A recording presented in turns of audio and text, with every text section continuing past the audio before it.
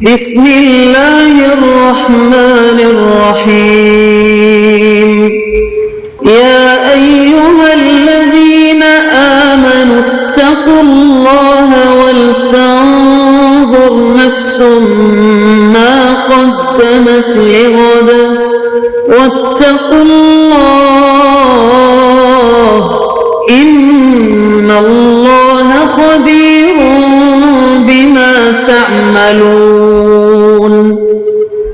اے ایمان والو، اللہ سے ڈرتے رہو اور ہر شخص کو دیکھنا چاہیے کہ اس نے کل یعنی آخرت کے لیے کیا سامان بھیجا ہے، اور ہم پھر کہتے ہیں کہ اللہ سے ڈرتے رہو، بے شک اللہ تمہارے سب اعمال سے خبردار ہے۔ بسم اللہ الرحمن الرحیم، الحمد للہ رب العالمین، والصلاة والسلام على اشرف الانبیاء والمرسلین وعلى آلہ واصحابہ اجمعین ومن تبعہم بإحسان الى یوم الدین۔ قابل صد احترام حضرات شائقین و شائقات سچا پیغام، السلام علیکم ورحمۃ اللہ وبرکاتہ۔ آج کی محفل میراث النبی کے نورانی پروگرام میں آپ کا استقبال ہے۔ اہلا و سہلا مرحبا۔ ہم آپ تمام حضرات و مستورات کا خیر مقدم کرتے ہیں۔ محترم حضرات و خواتین، تعلیم کا آغاز ہو رہا ہے۔ سب سے پہلے آداب تعلیم کا لحاظ کرتے ہوئے تعلیم کی طرف متوجہ ہو جائیں۔ پورے دھیان سے سننا، عمل کی نیت سے سننا اور تبلیغ کی نیت سے سننا، یعنی سنی ہوئی باتیں دوسروں تک پہنچانے کے جذبے سے سننا۔ چند خاص آداب تعلیم ہیں، امید ہے کہ آپ حضرات ان آداب کا ضرور خیال رکھیں گے۔ جزاکم اللہ۔ بسم اللہ الرحمن الرحیم۔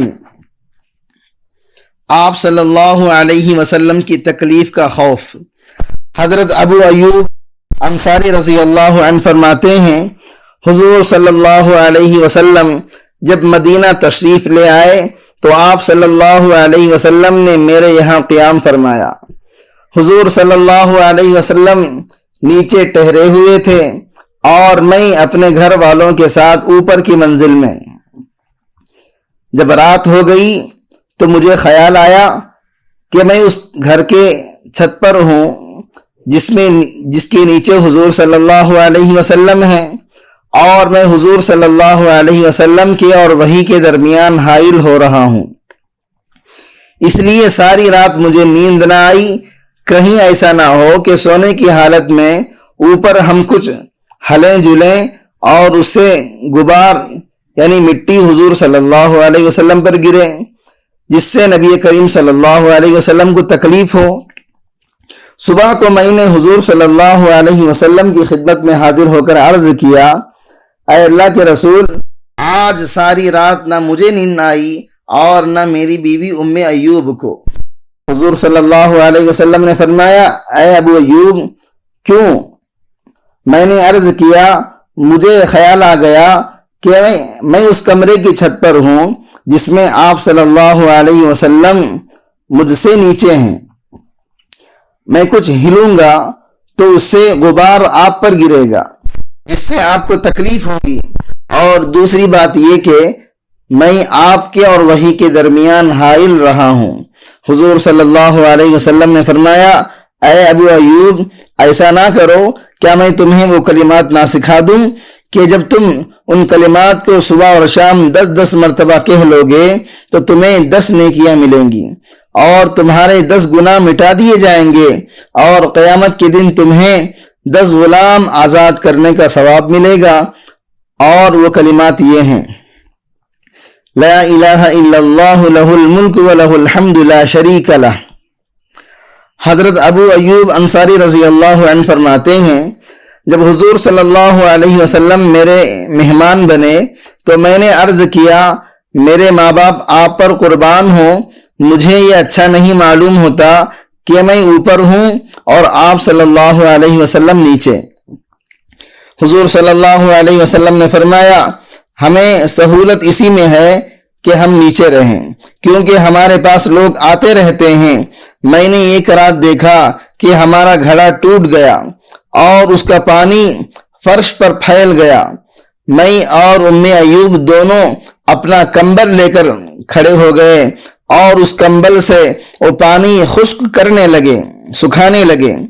ہمیں ڈر تھا کہ ہماری طرف سے کوئی ایسی بات نہ ہو جائے جس سے حضور صلی اللہ علیہ وسلم کو تکلیف ہو، یعنی چھت سے پانی کہیں حضور صلی اللہ علیہ وسلم پر نہ ٹپکنے لگ جائے۔ اس کمبل کے علاوہ ہمارے پاس اور لحاف نہیں تھا۔ وہ کمبل گیلا ہو گیا، بھیگ گیا تھا اور ہم نے ساری رات جاگ کر گزار دی۔ ہم کھانا تیار کر کے حضور صلی اللہ علیہ وسلم کی خدمت میں بھیج دیا کرتے۔ جب آپ صلی اللہ علیہ وسلم بچا ہوا کھانا واپس کر دیتے تو ہم اس جگہ سے خاص طور سے کھانا کھاتے جہاں آپ صلی اللہ علیہ وسلم کی مبارک انگلیاں لگی ہوتی۔ یوں ہم حضور صلی اللہ علیہ وسلم کی برکت حاصل کرنا چاہتے۔ ایک رات آپ صلی اللہ علیہ وسلم نے کھانا واپس کر دیا۔ ہم نے اس میں لہسن یا پیاز ڈالا تھا۔ ہمیں اس میں حضور صلی اللہ علیہ وسلم کی انگلیوں کا کوئی نشان نظر نہ آیا۔ میں نے جا کر حضور صلی اللہ علیہ وسلم سے عرض کیا کہ ہم آپ کی انگلیوں والی جگہ سے برکت کے لیے کھانا کھایا کرتے تھے، لیکن آج آپ نے کھانا ویسے ہی واپس کر دیا ہے، اس میں کچھ بھی نہیں کھایا۔ حضور صلی اللہ علیہ وسلم نے فرمایا، مجھے اس کھانے سے لہسن یا پیاز کی بو محسوس ہوئی اور میں اللہ تعالیٰ سے مناجات کرتا ہوں اور فرشتوں سے بھی بات کرتا ہوں، اس لیے میں نہیں چاہتا کہ میرے منہ سے کسی طرح کی بو آئے، لیکن آپ لوگ یہ کھانا کھا لو۔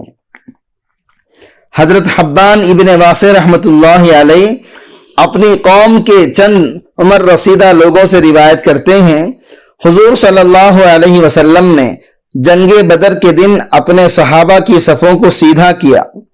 آپ صلی اللہ علیہ وسلم کے ہاتھ میں نوک اور پر کے بغیر کا ایک تیر تھا، جس سے آپ صلی اللہ علیہ وسلم لوگوں کی صفوں کو برابر کر رہے تھے۔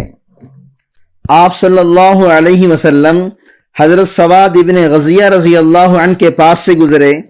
یہ بنو عدی بن نجار قبیلے کے حلیف تھے، سب سے باہر نکلے ہوئے تھے۔ حضور صلی اللہ علیہ وسلم نے ان کے پیٹ میں وہ تیر چبھو کر فرمایا، اے سواد سیدھے کھڑے ہو جاؤ۔ انہوں نے عرض کیا، اے اللہ کے رسول، آپ کے تیر چبھونے سے مجھے درد ہو گیا اور اللہ نے آپ کو حق اور انصاف کے ساتھ بھیجا ہے، لہذا آپ مجھے بدلہ دے دیں۔ اس پر آپ صلی اللہ علیہ وسلم نے اپنے پیٹ سے کپڑا ہٹا کر فرمایا، بدلہ لے لو۔ وہ حضور صلی اللہ علیہ وسلم سے چمٹ گئے اور حضور صلی اللہ علیہ وسلم کے پیٹ کا بوسہ دینے لگے۔ حضور صلی اللہ علیہ وسلم نے فرمایا، اے سواد، تم نے ایسا کیوں کیا؟ انہوں نے کہا، اے اللہ کے رسول، آپ دیکھ ہی رہے ہیں کہ لڑائی کا موقع آ گیا ہے، شاید میں اسی میں شہید ہو جاؤں، تو میں نے چاہا کہ میری آپ صلی اللہ علیہ وسلم سے آخری ملاقات اس طرح ہو کہ میری کھال آپ صلی اللہ علیہ وسلم کی کھال سے مل جائے۔ اس پر آپ صلی اللہ علیہ وسلم نے ان کے لیے دعائے خیر فرمائی۔ حضرت حسن فرماتے ہیں کہ نبی کریم صلی اللہ علیہ وسلم کی ایک آدمی سے ملاقات ہوئی جس نے کپڑوں پر زرد رنگ لگا رکھا تھا۔ حضور صلی اللہ علیہ وسلم کے ہاتھ میں کھجور کی ایک ٹہنی تھی۔ حضور صلی اللہ علیہ وسلم نے اس سے فرمایا، یہ ورس رنگ اتار دو۔ ورس یمن کی زرد رنگ کی ایک بوٹی کا نام ہے۔ پھر آپ صلی اللہ علیہ وسلم نے وہ ٹہنی اس آدمی کے پیٹ میں چبو کر فرمایا، کیا میں نے تم کو اس سے روکا نہیں تھا؟ ٹہنی چبھونے سے اس کے پیٹ پر نشان پڑ گیا لیکن خون نہیں نکلا۔ اس آدمی نے کہا، اے اللہ کے رسول، بدلہ دینا ہوگا۔ لوگوں نے کہا، کیا تم اللہ کے رسول صلی اللہ علیہ وسلم سے بدلہ لوگے؟ اس نے کہا، کسی کی کھال میری کھال سے بڑھیا نہیں ہے۔ حضور صلی اللہ علیہ وسلم نے اپنے پیٹ سے کپڑا ہٹا کر فرمایا، لو بدلہ لے لو۔ اس آدمی نے حضور صلی اللہ علیہ وسلم کے پیٹ کا بوسہ لیا اور کہا میں اپنا بدلہ چھوڑ دیتا ہوں تاکہ آپ قیامت کے دن میری سفارش فرمائیں۔ حضرت ابو سعید رضی اللہ عنہ فرماتے ہیں حضور صلی اللہ علیہ وسلم مرض الوفات میں ایک دن ہمارے پاس باہر تشریف لائے۔ ہم لوگ مسجد میں تھے۔ آپ صلی اللہ علیہ وسلم نے سر پر پٹی باندھ رکھی تھی۔ آپ صلی اللہ علیہ وسلم سیدھے ممبر کی طرف تشریف لے گئے اور ممبر پر بیٹھ گئے۔ ہم بھی آپ صلی اللہ علیہ وسلم کے پیچھے پیچھے چل کر آپ صلی اللہ علیہ وسلم کے پاس بیٹھ گئے اور آپ صلی اللہ علیہ وسلم نے فرمایا اس ذات کی قسم جس کے قبضے میں میری جان ہے، میں اس وقت حوض کوثر پر کھڑا ہوں۔ اور یہ بھی فرمایا ایک بندے پر دنیا اور اس کی زینت پیش کی گئی لیکن اس نے آخرت کو اختیار کر لیا تو کوئی سمجھ نہ سکا اس بندے سے کون مراد ہے۔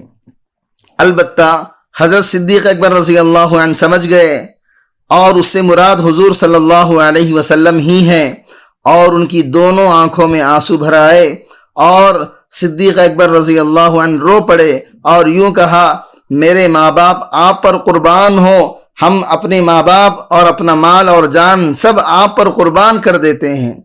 اس کے بعد حضور صلی اللہ علیہ وسلم ممبر سے نیچے تشریف لے آئے اور پھر انتقال تک ممبر پر تشریف فرما نہ ہوئے۔ محترم ناظرین کرام، اس دینی اور ایمانی بیان کو سننے کے دوران ہی اس کو لائک کر دیجئے اور شیئر بھی کر دیجئے تاکہ دوسرے بھی اس سے فائدہ اٹھا سکیں۔ اللہ آپ کو جزائے خیر عطا فرمائے۔ حضرت معاذ بن جبل رضی اللہ عنہ فرماتے ہیں جب حضور صلی اللہ علیہ وسلم نے انہیں یمن بھیجا تو حضور صلی اللہ علیہ وسلم ان کو ہدایت دینے کے لیے ان کے ساتھ خود بھی شہر سے باہر نکلے۔ حضرت معاذ رضی اللہ عنہ سواری پر تھے اور حضور صلی اللہ علیہ وسلم ان کی سواری کے ساتھ پیدل چل رہے تھے۔ جب حضور صلی اللہ علیہ وسلم ہدایات دینے سے فارغ ہو گئے تو فرمایا اے معاذ شاید اس سال کے بعد آئندہ تم مجھ سے مل نہ سکو گے اور شاید تم میری اس مسجد اور میری قبر کے پاس سے گزرو۔ یہ سن کر حضرت معاذ رضی اللہ عنہ حضور صلی اللہ علیہ وسلم کی جدائی کے غم میں پھوٹ پھوٹ کر رونے لگے۔ پھر حضور صلی اللہ علیہ وسلم ان کی طرف متوجہ ہوئے اور مدینے کی طرف منہ کر کے فرمایا قیامت کے دن لوگوں میں سے میرے سب سے زیادہ قریب متقی لوگ ہوں گے، جو بھی ہوں اور جہاں بھی ہوں، اس کے لیے کسی خاص قوم میں سے ہونا یا میرے شہر میں رہنا کوئی ضروری نہیں۔ کفارہ مجلس کی دعا پڑھ لیجئے۔ سبحانک اللہم و بحمدک اشہد ان لا الہ الا انت استغفرک و اتوب الیک۔